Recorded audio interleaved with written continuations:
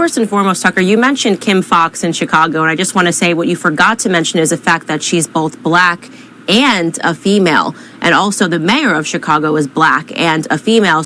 Let me get back to the issue, however, of black conservatives. And I've touched on this subject on many, many occasions, and I'm going to touch on it now, but never before have I touched on this subject the way that I'm going to right now.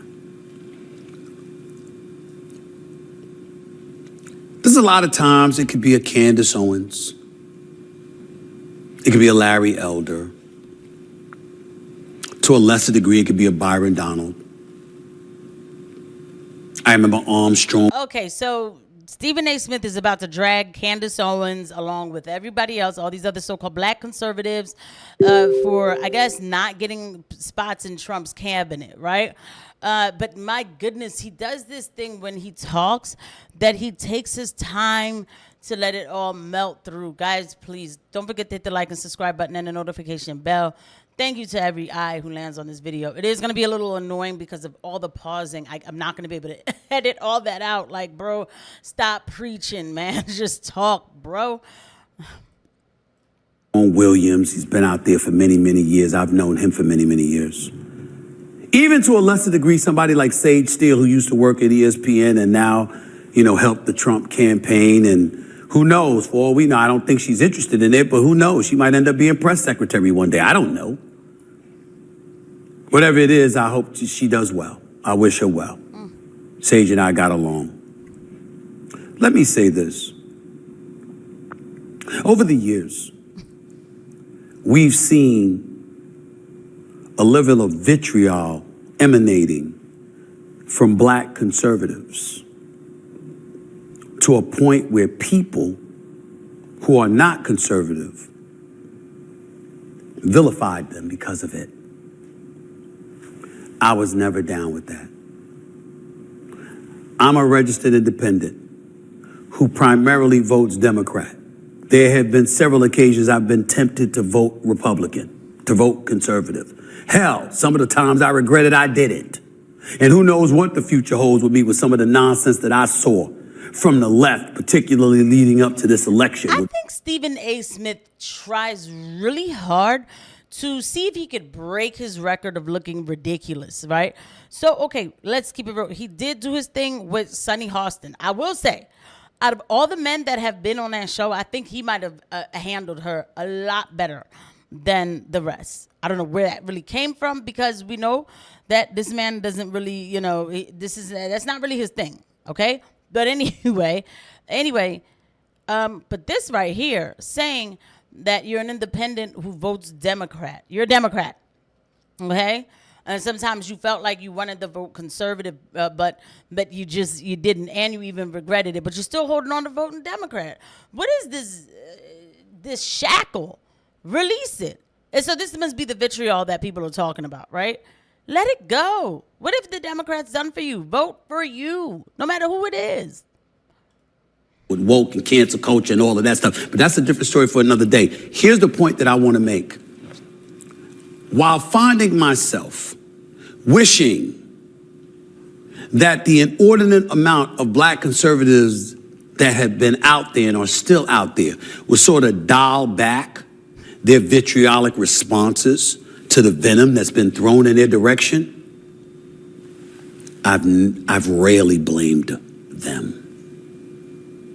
Because you got people in here looking at folks from the conservative side who happen to be black, calling them sellouts and coons and all of these kind of negative connotations, showing them no respect as human beings just because you don't agree and side with their ideology. Who the hell are you? But who the hell are you to say that they were throwing vitriol? When Candace said that the Democrats are using black people, why did that make black people so mad? That's what they do. Like, I mean, look, it is what it is, right?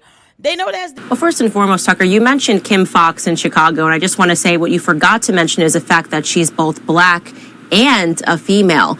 and also the mayor of Chicago is black and a female. So I just want to introduce that because, you know, diversity and equity and inclusion and fluffy words that are supposed to make you feel good, even though they're doing bad, before they introduce the bait and the switch. It's infuriating to watch your monologue. It's infuriating to watch the monologue, look at all the crime, look at the statistics, and look at the laws behind it. Because you know what it makes me think? You know what it makes the American people think? The criminals are on the streets, but the worst criminals are in office. They're voting on pieces of legislation. They're pushing through pieces of policies that are harming the American people, and they know it's harming the American people. The thing is, they just don't care. Their base, that's their go-to. They barely, you look, to be honest, lately they haven't been even sending y'all the message. Any black folk who voting Democrat watching this, they haven't, right? So I don't even understand why that's vitriol. You know, before I even knew who she was, I remember seeing a clip of her saying a few things that didn't sound like the status quo allowed narrative for the black person. And I was like, and then T.I. called her out of her name. He called her a B. And I was like, yo, man, is it necessary? Like, I don't know this chick, and I don't know if she's really, because at the time I was not savvy at all. And I was like, I don't know what she's about, but I don't think we need to call her a B because she simply is talking and she's saying something that you don't agree with. It makes you look so low IQ. So what is he talking about vitriol? Like, can you get to the point? Some of listen, most of my friends are liberal. Some of them are conservatives. I have no problem with any of them. All I want to hear is what your point of view is and why. And if you make sense and it's fact-based and it's not dominated by emotion trying to usurp the facts, I'm good with you.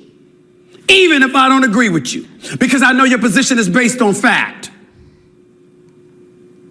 And for folks outside of the conservative community to look at people who are black and excoriate them just because they're conservative, who the hell are you? Where are your facts? There's a lot of history that goes into stuff. You can see it one way or another, but it's undeniable that bipartisanship played the role. Civil rights legislation, voting rights legislation, affirmative action, and things of that nature. Conservatives did play a role in some good things that happened in our society. The left and Democrats have been hypocritical in certain respects. So if we're going to call balls and strikes, call balls and strikes. But we didn't do that. And we never do that when that comes to black conservatives. And don't use this as an opportunity to say, Stephen A., oh, he's a conservative. Well, damn it, I'm not yet, but I might be one day. Because I don't like the shit I've been seeing. But my What is so hard about calling yourself a conservative? I don't call myself that because, to be honest, whatever this mainstream conservatism is, I'm not really with it. I am a Christian first, and there you go, right? And I'm America first, but I'm America first with reality. I'm not some conservative, if you will, or America first person that's going to tell you, oh, America's the greatest and we do nothing wrong in the world and you just hate America if you have a criticism of America. Absolutely not. I don't fall for that. I used to fall for that. I don't. I'm very realistic about our military-industrial complex and what it's been doing across the globe, and the fact that we have troops out there in certain places for other nations, right? I would like for us to bring it all back, okay? So I'm real about these things, but what is the big deal about saying that you're a conservative? But first up on the docket, we're going to get started in the world of President-elect Donald Trump, where ABC News is reporting black conservatives are feeling left out based on appointments and nominations for his upcoming term. Last month, Trump appointed Scott Turner, who was executive director of the White House Opportunity and Revitalization Council during Trump. All right, so what you need to know. So, like, here's the thing. There's not anybody here really. Think there's the Scott Turner guy. I knew he was going to appoint a black person to HUD. So, okay, I'm going to explain to you these picks, okay? So, Trump's first term to serve as Secretary of the Department of Housing and Urban Development. One area of frustration for many black Republicans was speculation that if Trump did nominate an African American to his administration, it would be at HUD, the department that has had the most black secretary appointments of any. At the time of this taping, 53 Trump nominees have been reported. One is black. That's it. And a total of 5 are people of color. Couple of things I wanted to bring up. I'm not surprised. Not surprised at all. Trump proclaims to be cool with the brothers and the fellas and what have you, and but when it's time to appoint people to positions of power, folks are choosing folks they're accustomed to, who look like them, share their cultural identity, things of that nature. You're expecting me to be overly critical of Trump about this. I'm not. The fact of the matter is that folks lost the right to complain. Folks lost the right to complain, even the black conservatives. Because if you're a black conservative, now remember, we're not talking about truth for a second. We're talking perception.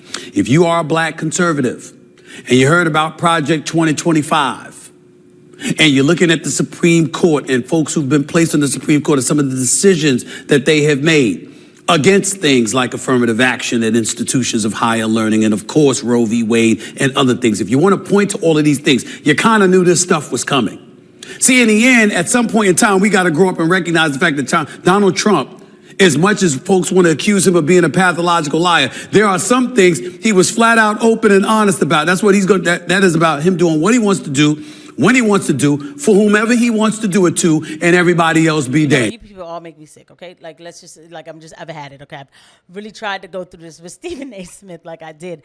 I try to give him the benefit of the doubt. It's all emotions, okay? You're talking about perceptions. You're talking about Project 2025, and you're saying that black conservatives, and that's the thing, because they let themselves get labeled black conservative. Just be conservative, right? But because you're black conservative, when you put the black in front of anything, so now it becomes that you should be thinking this way. So even if you are conservative, you should be mad that there's people who are getting rid of affirmative action and abortion rights. But if I'm conservative and I'm a constitutionalist, it doesn't matter if I'm black. I'm not into that stuff. I'm not into that stuff. It has nothing to do with me being black or not. I'm really not. I don't put my race anymore on applications or anything like that. I'm not into that stuff at all. Once I realized what was going on, I was like, oh. If you don't want me because I'm me, and I'm glad that my name is Casey. I'm not trying to be funny. So is anybody with a beautiful, like more urban name or, more to the root of black culture kind of name. But I'm glad my name is Casey. So you don't know who's coming. You don't know who's coming, and I'm not putting my race on there. I'm not. If I'm not good enough, then you don't want me. Coming back to the point, it's like, oh, you shouldn't complain because you saw all this stuff with Project 2025 and you didn't say anything. Yeah, I don't know. I would like less degeneracy in this country, okay? Christians, black or white or Asian, whatever, failed when it came to this so-called gay marriage. It has nothing to do with like being just black conservative, okay? Now, the fact is, because he brought up Candace Owens and all these other people. Look, Byron Donalds, I don't know. I don't know why he's not picked for some part in the cabinet, but he's kind of young. Kash Patel was always going to go to FBI. Candace Owens was never going to get picked. Did y'all? So, are we talking or are we talking? Stephen A. Smith is going to tell you a bunch of racist stuff about racism and, Donald Trump is this and whatever, and still somehow try to glaze him. I'm going to tell you the inconvenient truth that nobody else is going to tell you, okay?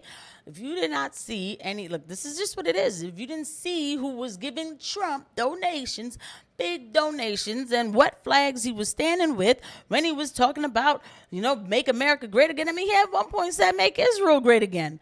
You think Candace Owens was going to be allowed to be in that cabinet? I think that's the wrong name to use. I can understand maybe Byron Donalds or whatever, but maybe there were other people who were better for the job. See, the problem is this handing stuff over, right? It makes people feel like they only have to do the bare minimum because they're going to get something handed over to them because representation. You have to come correct. It just is what it is. I believe in merit-based. I do. I don't know what else to tell you. I don't know it any other way. I don't. I'm very much Clarence Thomas on this, okay? Clarence Thomas didn't get his position in the Supreme Court because he was black. He got it because he was better than everybody else. And they tried to come down on that man so hard, by the way, okay? So I'm on that camp, all right? And I believe that black people can do amazing things. But enough. enough complaining. Let's get back to merits, okay? Let's get it. Let's move on, all right? Anyway, guys, thank you for watching. I'll see you guys at the next one. Bye.